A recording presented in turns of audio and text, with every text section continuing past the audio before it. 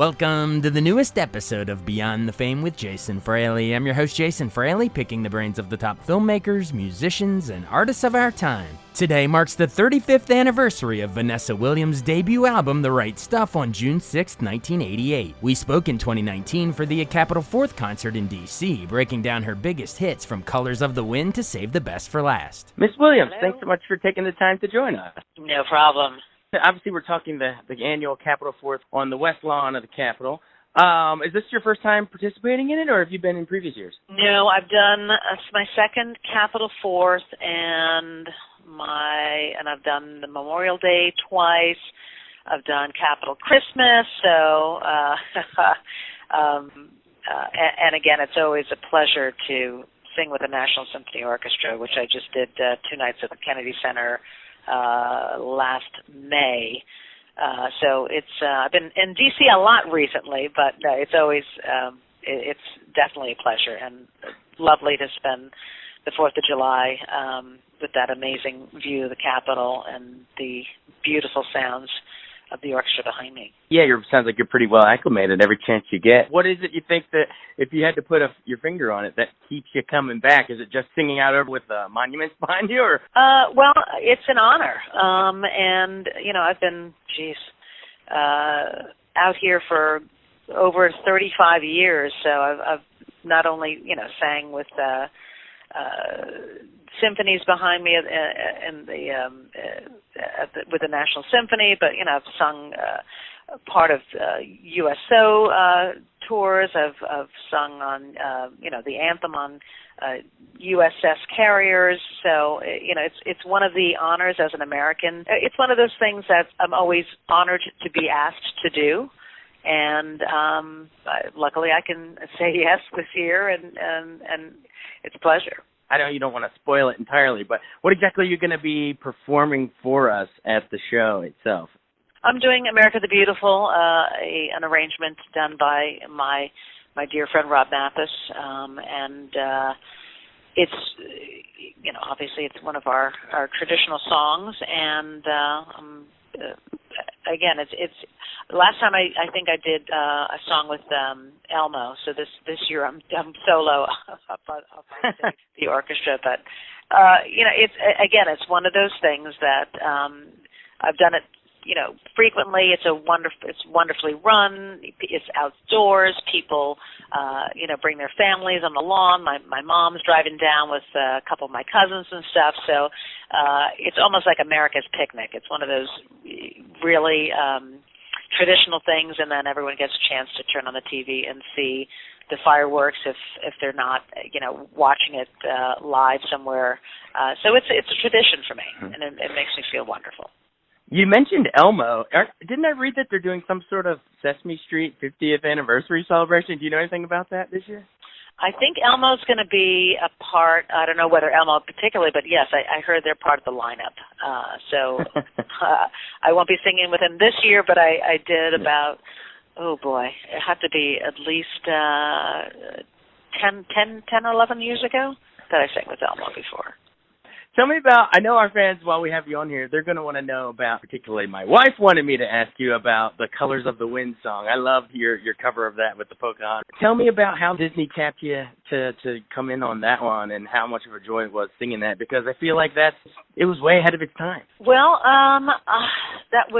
we did that back in, 95, and that was when Pocahontas was a Disney hit, and I just come off a huge run with Save the Best for Last, and was working on the Sweetest Days, and ballads were my big thing, and just came off Broadway doing Kiss of the Spider Woman when I got the call to do Colors of the Wind. So Disney is one of those franchises, and particularly their movies stand the test of time. And I've seen, did Colors of the Wind, and I've seen it in many dance performances over the years, and a lot of recreation. So it's an honor to have that as part of my lineup, and every time I sing it in front of an audience, a lot of people are singing along. It's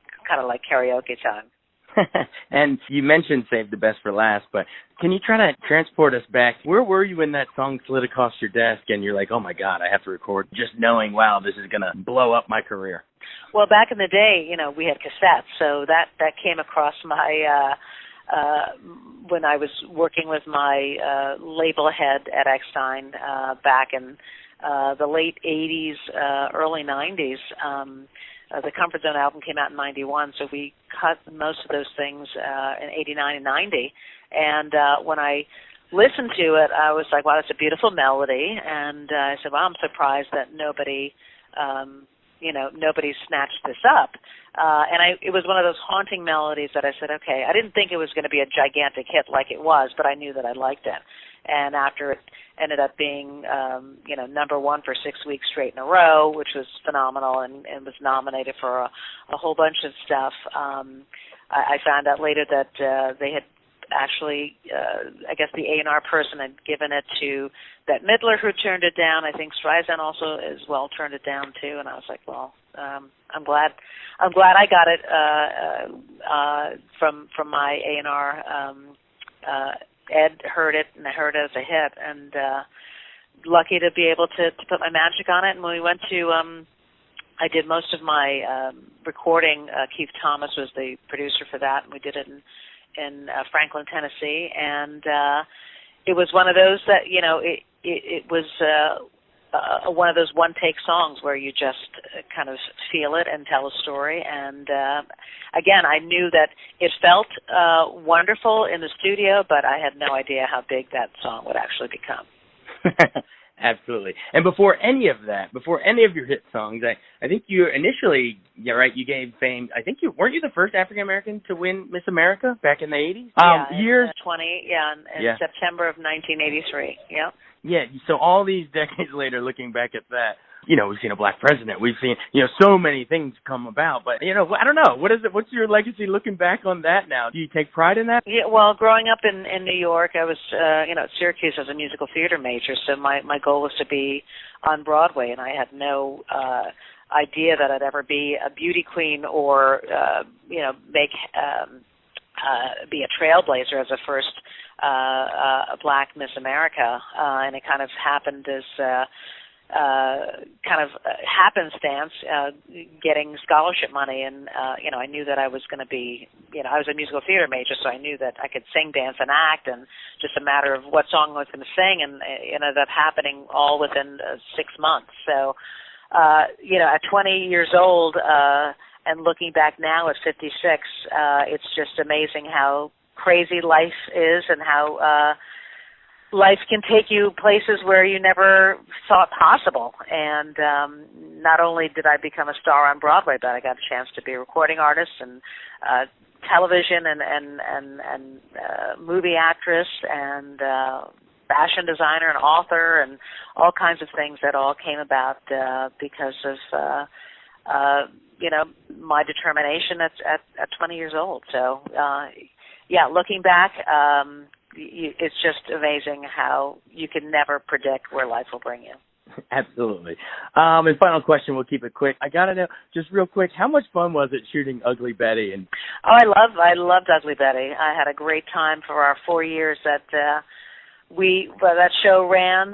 We did the first 2 years in LA and the last 2 years in New York, and it was a crazy talented cast. It was almost like doing a movie or a play every week. Every episode was a joy and just pushed every kind of limit. And Wilhelmina Slater, the character I played, was deliciously unpredictable and a real joy to have so much fun playing such a dastardly ambitious woman.